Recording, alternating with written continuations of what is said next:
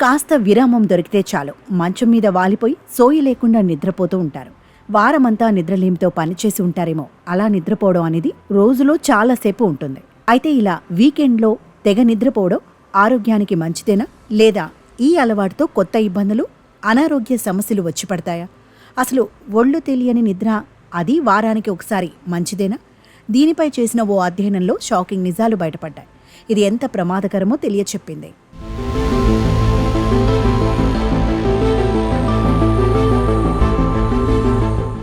వారాంతాల్లో అతిగా నిద్రపోవడం మీ నిద్ర విధానాన్ని మాత్రమే కాకుండా ప్రేగు ఆరోగ్యాన్ని కూడా ప్రభావితం చేస్తుందని ఒక కొత్త అధ్యయనం సూచిస్తుంది.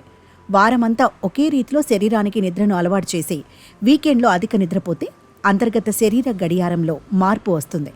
ఊబకాయం లేదా మధుమేహం ఉన్నవారిలో ఈ మార్పు మరింత ప్రభావవంతంగా ఉంటుందిట.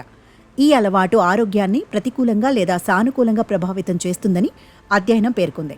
తక్కువ మొత్తం ఆహార నాణ్యత, చక్కెర, తీపి పానీయాలు ఎక్కువగా తీసుకోవడం, పండ్లు గింజలు తక్కువగా తీసుకోవడం వంటి వాటితో సంబంధం కలిగి ఉంటుందని అధ్యయనం పేర్కొంది. ఇది నిర్దిష్ట మైక్రోబయోటా సమృద్ధిని నేరుగా ప్రభావితం చేస్తుంది.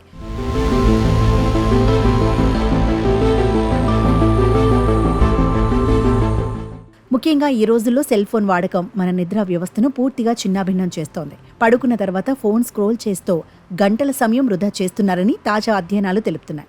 అందుకే పుస్తకం చదవటం, యోగా, ధ్యానం లేదా లోతైన శ్వాస వ్యాయామాలు వంటి అలవాట్లను ప్రశాంతమైన నిద్రకు ముందు దినచర్యను ఏర్పాటు చేసుకోవాలని నిపుణులు చెబుతున్నారు. ఆల్కహాల్ నిద్రకు అంతరాయం కలిగిస్తుంది కాబట్టి నిద్ర వేళకు దగ్గరలో తాగడం మానుకోవాలి. సోషల్ జెట్ లాగ్ను తగ్గించడానికి వారాంతాల్లో స్థిరమైన నిద్ర షెడ్యూల్ను ఏర్పాటు చేసుకోవాలి. పుష్కలంగా పండ్లు, కూరగాయలు, తృణధాన్యాలు, లీన్ ప్రోటీన్లు, ఆరోగ్యకరమైన కొవ్వులతో బాగా సమతుల్య ఆహారం తీసుకోవాలి. నాణ్యమైన నిద్ర మొత్తం ఆరోగ్యానికి వెన్నెముక అని గుర్తుంచుకోండి.